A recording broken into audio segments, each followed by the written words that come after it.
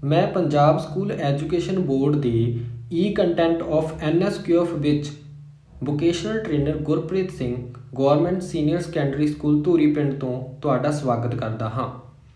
ਅੱਜ ਦੇ ਇਸ ਵੀਡੀਓ ਲੈਕਚਰ ਵਿੱਚ ਅਸੀਂ ਟ੍ਰੇਡ ਕੰਸਟਰਕਸ਼ਨ ਦੇ ਕਲਾਸ 10ਵੀਂ ਦੀ unit stone masonry and its types ਬਾਰੇ ਜਾਣਕਾਰੀ ਪ੍ਰਾਪਤ ਕਰਾਂਗੇ। ਭਾਵ ਕਿ ਪੱਥਰ ਦੀ ਉਸਾਰੀ ਅਤੇ ਉਸ ਦੀਆਂ ਕਿਸਮਾਂ ਬਾਰੇ ਜਾਣਕਾਰੀ ਪ੍ਰਾਪਤ ਕਰਾਂਗੇ। ਸਭ ਤੋਂ ਪਹਿਲਾਂ ਅਸੀਂ ਸਟੋਨ ਮੈਸਨਰੀ ਬਾਰੇ ਜਾਣਕਾਰੀ ਪ੍ਰਾਪਤ ਕਰਦੇ ਹਾਂ। ਇਮਾਰਤ ਦੇ ਕਈ ਭਾਗਾਂ ਦੀ ਉਸਾਰੀ ਕਰਨ ਲਈ ਪੱਥਰ ਇੱਕ ਸਸਤੀ ਜਾਂ ਵਧੀਆ ਬਚਤ ਵਾਲੀ ਸਮੱਗਰੀ ਹੈ। ਦੇਸ਼ ਦੇ ਕੁਝ ਭਾਗਾਂ ਵਿੱਚ ਪੱਥਰ ਬਹੁਤ ਵੱਡੀ ਮਾਤਰਾ ਵਿੱਚ ਆਮ ਤੌਰ 'ਤੇ ਮਿਲ ਜਾਂਦੇ ਹਨ। ਇਹਨਾਂ ਪੱਥਰਾਂ ਨੂੰ ਕੱਟ ਕੇ ਇਹਨਾਂ ਨੂੰ ਜ਼ਰੂਰੀ ਸ਼ਕਲ ਦਿੱਤੀ ਜਾਂਦੀ ਹੈ। ਭਾਵ ਇਹਨਾਂ ਪੱਥਰਾਂ ਨੂੰ ਮਨਚਾਹੀ ਸ਼ਕਲ ਵਿੱਚ ਕੱਟ ਲਿਆ ਜਾਂਦਾ ਹੈ ਅਤੇ ਜ਼ਰੂਰਤ ਮੁਤਾਬਕ ਇਸ ਦੇ ਸਾਈਜ਼ ਦਾ ਧਿਆਨ ਰੱਖਿਆ ਜਾਂਦਾ ਹੈ। ਜਿਵੇਂ ਕਿ ਤੁਸੀਂ ਨੀਚੇ ਦਿੱਤੀਆਂ ਤਸਵੀਰਾਂ ਵਿੱਚ ਦੇਖ ਰਹੇ ਹੋ। ਨੰਬਰ 1 ਤਸਵੀਰ ਵਿੱਚ ਜੋ ਚਿਣਾਈ ਕੀਤੀ ਹੋਈ ਹੈ ਉਹ ਪੱਥਰਾਂ ਦੀ ਡਰੈਸਿੰਗ ਕਰਕੇ ਕੀਤੀ ਹੋਈ ਹੈ ਚੰਗੀ ਤਰ੍ਹਾਂ, ਜੋ ਇੱਟਾਂ ਵਾਂਗ ਲੱਗ ਰਹੀ ਹੈ, ਬਿਲਕੁਲ ਸਾਫ਼ ਸੁਥਰੀ ਹੈ। ਅਤੇ ਨੰਬਰ 2 ਤਸਵੀਰ ਵਿੱਚ ਜੋ ਤੁਸੀਂ ਦੇਖ ਰਹੇ ਹੋ ਉਹ ਅਣਘੜੇ ਪੱਥਰਾਂ ਦੀ ਚਿਣਾਈ ਕੀਤੀ ਹੋਈ ਹੈ। ਪੱਥਰ ਦੀ ਉਸਾਰੀ ਲਈ ਲੋੜੀਂਦੀ ਸਮੱਗਰੀ। ਪੱਥਰ ਦੀ ਉਸਾਰੀ ਲਈ ਜਾਂ ਚਿਣਾਈ ਕਰਨ ਲਈ ਸਾਨੂੰ 2 ਤਰ੍ਹਾਂ ਦੀ ਸਮੱਗਰੀ ਦੀ ਜ਼ਰੂਰਤ ਪੈਂਦੀ ਹੈ। ਨੰਬਰ 1 ਪੱਥਰ, ਨੰਬਰ 2 ਮਸਾਲਾ। ਮਸਾਲਾ ਇੱਕ ਅਜਿਹਾ ਮਿਸ਼ਰਣ ਹੁੰਦਾ ਹੈ ਜਿਸ ਵਿੱਚ ਸੀਮੈਂਟ, ਰੇਤਾ ਅਤੇ ਪਾਣੀ ਮਿਲਿਆ ਹੋਇਆ ਹੁੰਦਾ ਹੈ। ਪੱਥਰ ਉਸਾਰੀ ਦੇ ਕੰਮ ਵਿੱਚ ਵਰਤਿਆ ਜਾਣ ਵਾਲਾ ਪੱਥਰ ਮਜ਼ਬੂਤ ਜਾਂ ਸਖਤ, ਕਾਫੀ ਸਮੇਂ ਤੱਕ ਮਜ਼ਬੂਤੀ ਨਾਲ ਟਿਕਿਆ ਰਹਿਣ ਵਾਲਾ, ਬੇਹੱਦ ਸਖਤ ਅਤੇ ਕਿਸੇ ਵੀ ਨੁਕਸ ਤੋਂ ਰਹਿਤ ਹੋਣਾ ਚਾਹੀਦਾ ਹੈ। ਪੱਥਰ ਦੀ ਚਿਣਾਈ ਲਈ ਪੱਥਰ ਦੀ ਚੋਣ ਇਹਨਾਂ ਗੱਲਾਂ 'ਤੇ ਨਿਰਭਰ ਕਰਦੀ ਹੈ। ਪੱਥਰ ਦੀ ਉਪਲਬਧਤਾ, ਜਿਹੜੀ ਮਤਲਬ ਪੱਥਰ ਆਸਾਨੀ ਨਾਲ ਮਿਲ ਜਾਣਾ ਚਾਹੀਦਾ ਹੈ, ਆਸਾਨੀ ਨਾਲ ਪ੍ਰਾਪਤ ਹੋਣ ਵਾਲਾ ਹੋਣਾ ਚਾਹੀਦਾ ਹੈ। ਕੰਮ ਕਰਨ ਵਿੱਚ ਆਸਾਨੀ ਹੋਣੀ ਚਾਹੀਦੀ ਹੈ। ਚਿਣਾਈ ਦੀ ਦਿੱਖ ਹੈ ਜਿਹੜੀ ਉਹ ਬਾਹਰੋਂ ਬਹੁਤ ਵਧੀਆ ਹੋਣੀ ਚਾਹੀਦੀ ਹੈ। ਤਾਕਤ ਜਾਂ ਮਜ਼ਬੂਤੀ, ਸਸਤਾ, ਟਿਕਾਊ ਅਤੇ ਰੰਗ ਕਰਨ ਵਾਲੀਆਂ ਵਿਸ਼ੇਸ਼ਤਾਵਾਂ ਦਾ ਹੋਣਾ। ਮਸਾਲਾ।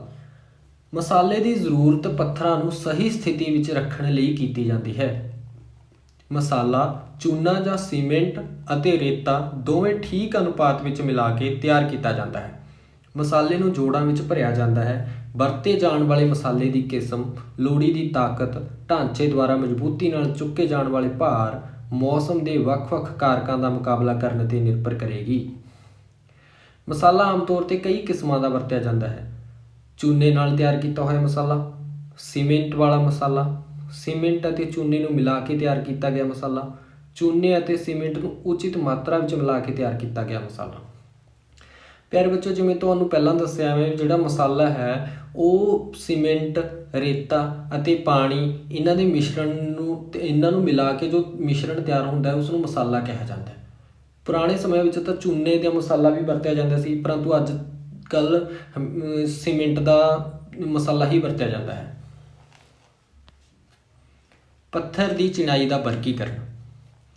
ਪੱਥਰ ਦੀ ਚਿਣਾਈ ਅਤੇ ਫਰਸ਼ ਦੀ ਰਗੜਾਈ ਤੋਂ ਬਾਅਦ ਉਸ ਦੀ ਵਧੀਆ ਫਿਨਿਸ਼ਿੰਗ 'ਤੇ ਆਧਾਰਿਤ ਪੱਥਰ ਦੀ ਉਸਾਰੀ ਦਾ 2 ਕਿਸਮਾਂ ਨਾਲ ਵਰਗੀਕਰਨ ਕੀਤਾ ਜਾ ਸਕਦਾ ਹੈ। ਵਰਗੀਕਰਨ ਦਾ ਮਤਲਬ ਵੀ ਪੱਥਰ ਨੂੰ 2 ਹਿੱਸਿਆਂ ਵਿੱਚ ਵੰਡਿਆ ਗਿਆ ਹੈ। ਨੰਬਰ 1 ਅਣਘੜੇ ਪੱਥਰਾਂ ਦੀ ਚਿਣਾਈ, ਨੰਬਰ 2 ਚੌਰਸ ਜਾਂ ਵਰਗਾਕਾਰ ਪੱਥਰਾਂ ਦੀ ਚਿਣਾਈ। ਜਿਵੇਂ ਕਿ ਤੁਸੀਂ ਤਸਵੀਰਾਂ 'ਚ ਦੇਖ ਰਹੇ ਹੋ, ਨੰਬਰ 1 'ਤੇ ਅਣਘੜੇ ਪੱਥਰ ਦੀ ਚਿਣਾਈ ਕੀਤੀ ਹੋਈ ਹੈ, ਨੰਬਰ 2 'ਤੇ ਚੌਰਸ ਜਾਂ ਵਰਗਾਕਾਰ ਪੱਥਰਾਂ ਦੀ ਚਿਣਾਈ ਕੀਤੀ ਹੋਈ ਹੈ। ਅਣਘੜੇ ਪੱਥਰਾਂ ਦੀ ਚਿਣਾਈ। ਚਿਣਾਈ ਜਾਂ ਉਸਾਰੀ ਵਿੱਚ ਅਣਘੜਤ ਅਤੇ ਅਲੱਗ-ਅਲੱਗ ਆਕਾਰ ਦੇ ਪੱਥਰ ਵਰਤੇ ਜਾਂਦੇ ਹਨ। ਇਹਨਾਂ ਪੱਥਰ ਕਿਸੇ ਪੱਥਰ ਦੀ ਖਾਣ ਤੋਂ ਇਕੱਠੇ ਕਰ ਲਏ ਜਾਂਦੇ ਹਨ ਅਤੇ ਇਹਨਾਂ ਨੂੰ ਹਥੌੜੇ ਦੀ ਮਦਦ ਨਾਲ ਤੋੜ ਕੇ ਢੁਕਵੇਂ ਆਕਾਰ ਦੇ ਬਣਾ ਲਿਆ ਜਾਂਦਾ ਹੈ। ਅਣਘੜਤ ਪੱਥਰਾਂ ਜਾਂ ਮਲਬੇ ਵਾਲੀ ਚਿਣਾਈ ਦੀ ਮਜ਼ਬੂਤੀ ਹੇਠ ਲਿਖੇ 3 ਕਾਰਕਾਂ 'ਤੇ ਨਿਰਭਰ ਹੁੰਦੀ ਹੈ। ਮਸਾਲੇ ਦੀ ਗੁਣਵੱਤਾ, ਥੋੜ੍ਹੀ ਦੂਰੀ 'ਤੇ ਲੰਮੇ ਪੱਥਰਾਂ ਦੀ ਵਰਤੋਂ, ਪੱਥਰਾਂ ਦੇ ਦਰਮਿਆਨ ਵਿੱਥ ਨੂੰ ਮਸਾਲੇ ਨਾਲ ਚੰਗੀ ਤਰ੍ਹਾਂ ਭਰਨਾ।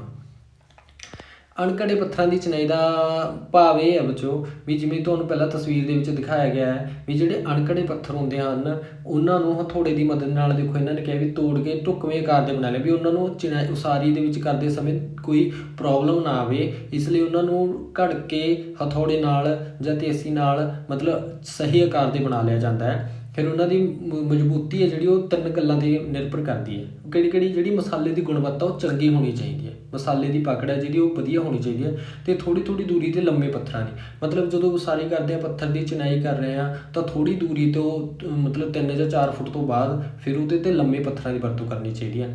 ਪੱਥਰਾਂ ਦੇ ਦਰਮਿਆਨ ਵਿੱਥ ਨੂੰ ਮਸਾਲੇ ਨਾਲ ਚੰਗੀ ਤਰ੍ਹਾਂ, ਜਿਹੜੇ ਪੱਥਰਾਂ ਦੇ ਵਿਚਕਾਰ ਵਿੱਥ ਹੁੰਦੀ ਹੈ ਉਹਨੂੰ ਮਸਾਲੇ ਨਾਲ ਚੰਗੀ ਤਰ੍ਹਾਂ ਠੋਸ ਕਰਕੇ ਭਰਨਾ ਚਾਹੀਦਾ ਹੈ।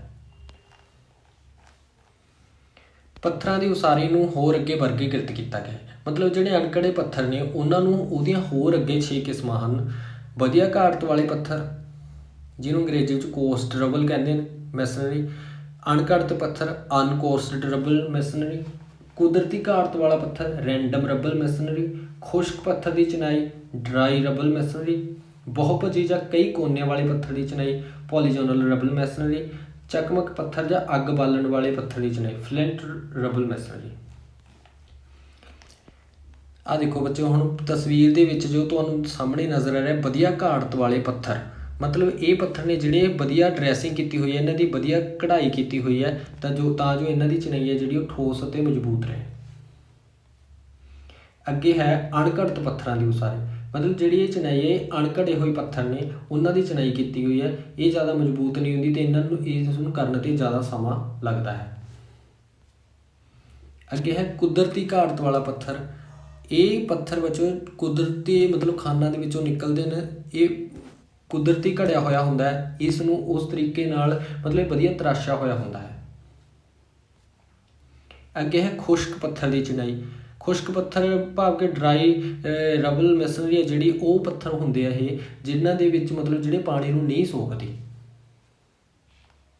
ਅੱਗੇ ਬਹੁਭੁਜੀ ਜਾਂ ਕਈ ਕੋਨਿਆਂ ਵਾਲੇ ਪੱਥਰਾਂ ਦੀ ਚਿਣਾਈ, ਇਹਨਾਂ ਦਾ ਮਤਲਬ ਹੈ ਵੀ ਜਿਹੜੇ ਪੱਥਰ ਜਿਵੇਂ ਕਿ 4 ਕੋਨਿਆਂ ਤੋਂ ਵੱਧ, ਜਿਵੇਂ ਕਿ ਇਹਨਾਂ ਦੇ 8 ਭੁਜਾਂ ਵੀ ਹੋ ਸਕਦੇ ਨੇ, 5 ਵੀ ਹੋ ਸਕਦੇ ਨੇ, 7 ਵੀ ਹੋ ਸਕਦੇ ਨੇ, ਉਸ ਤਰ੍ਹਾਂ ਦੇ ਪੱਥਰ ਉਹਨਾਂ ਦੀ ਚਿਣਾਈ ਕਰਨੀ।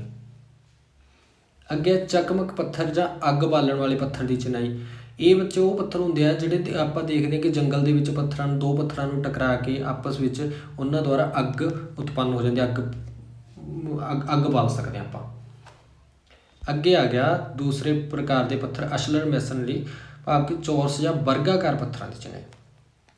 ਇਹ ਰਾਜਗੀਰੀ ਦੀ ਸਭ ਤੋਂ ਵਧੀਆ ਕਿਸਮ ਹੈ, ਇਹ ਬਹੁਤ ਹੀ ਵਧੀਆ ਢੰਗ ਨਾਲ ਰਗੜ ਕੇ ਤਿਆਰ ਕੀਤੇ ਗਏ ਇੱਕੋ ਜਿਹੇ ਆਕਾਰ ਵਾਲੇ ਪੱਥਰਾਂ ਨਾਲ ਕੀਤੀ ਜਾਂਦੀ ਹੈ ਅਤੇ ਇਸ ਵਿੱਚ ਬਹੁਤ ਹੀ ਵਧੀਆ ਜੋੜ ਲਗਾਏ ਜਾਂਦੇ ਹਨ। ਚੌਰਸ ਪੱਥਰਾਂ ਦੀ ਚਿਣਾਈ ਨੂੰ ਹੇਠ ਲਿਖੇ ਕਿਸਮਾਂ ਅਨੁਸਾਰ ਵਰਗੀਕ੍ਰਿਤ ਕੀਤਾ ਜਾ ਸਕਦਾ ਹੈ। ਬੱਚੋ ਇਹ ਚਿਣਾਈ ਹੈ ਜਿਹੜੀ, ਇਹ ਪ੍ਰਕਾਰ ਹੈ ਪੱਥਰ ਦੀ ਚਿਣਾਈ ਦੀ ਅਸ਼ਲਰ ਮੈਸਨਰੀ, ਇਹ ਮਤਲਬ ਕੀ ਹੈ ਵੀ ਇਹੋ ਜਿਹੇ ਬਹੁਤ ਹੀ ਵਧੀਆ ਕਿਸਮ ਦੇ ਵੀ ਇਹੋ ਜਿਹੇ ਢੰਗ ਨਾਲ ਤਿਆਰ ਕੀਤੇ ਜਾਂਦੇ, ਇਹਨਾਂ ਨੂੰ ਪੱਥਰਾਂ ਨੂੰ ਰਗੜ ਕੇ ਉਹਨਾਂ ਦੀ ਕਢਾਈ ਕੀਤੀ ਜਾਂਦੀ ਹੈ ਕਿ ਇੱਕੋ ਜਿਹੇ ਆਕਾਰ ਵਿੱਚ ਬਣਾ ਲਿਆ ਜਾਂਦਾ ਉਹਨਾਂ ਨੂੰ ਇੱਟਾਂ ਵਾਂਗ, ਠੀਕ ਹੈ, ਅਤੇ ਫਿਰ ਉਹਨਾਂ ਦੀ ਚਿਣਾਈ ਕੀਤੀ ਜਾਂਦੀ ਹੈ। ਅੱਗੇ ਇਹਦੀਆਂ ਕਿਸਮਾਂ ਨੇ ਵਧੀਆ ਦਿੱਖ ਵਾਲੇ ਚੌਰਸ ਪੱਥਰਾਂ ਦੀ ਚਿਣਾਈ, ਖੁਰਦਰੇ ਪਰ ਰਗੜ ਕੇ ਚੌਰਸ ਬਣਾਏ ਗਏ ਪੱਥਰਾਂ ਦੀ ਚਿਣਾਈ, ਖਾਨਾਂ ਵਿੱਚੋਂ ਲਏ ਗਏ ਮਜ਼ਬੂਤ ਚੌਰਸ ਪੱਥਰਾਂ ਦੀ ਚਿਣਾਈ, ਖਾਲੀ ਸਥਾਨ ਵਾਲੇ ਚੌਰਸ ਪੱਥਰਾਂ ਦੀ ਚਿਣਾਈ, ਮੱਥੇ ਜਾਂ ਸਾਹਮਣੇ ਵਾਲੇ ਪਾਸੇ ਲਗਾਏ ਗਏ ਚੌਰਸ ਪੱਥਰਾਂ ਦੀ ਚਿਣਾਈ, ਜੋੜ ਕੇ ਲਗਾਏ ਗਏ ਬਲਾਕ ਵਾਲੇ ਚੌਰਸ ਪੱਥਰਾਂ ਦੀ ਚਿਣਾਈ।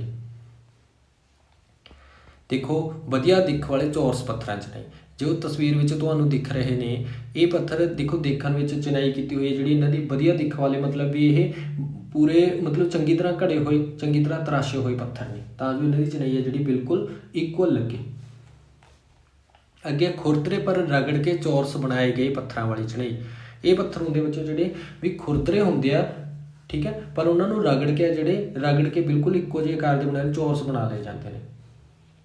ਅੱਗੇ ਖਾਨਾਂ ਵਿੱਚੋਂ ਲਏ ਗਏ ਮਜ਼ਬੂਤ ਚੌਰਸ ਪੱਥਰ ਦੀ ਵਾਲੀ ਚਿਣਾਈ, ਇਹ ਜਿਹੜੇ ਖਾਨਾਂ ਵਿੱਚੋਂ ਪੱਥਰ ਨਿਕਲਦੇ ਨੇ ਉਹਨਾਂ ਨੂੰ ਘੜ ਕੇ ਜਾਂ ਉਹਨਾਂ ਦੇ ਵਿੱਚੋਂ ਚੰਗੇ ਛਾਂਟ ਕੇ ਉਹਨਾਂ ਦੀ ਉਹ ਕਰਕੇ ਤਰਾਸ਼ ਕੇ ਉਹਨਾਂ ਨੂੰ ਫਿਰ ਉਹਨਾਂ ਦੀ ਚਿਣਾਈ ਕੀਤੀ ਜਾਂਦੀ ਹੈ।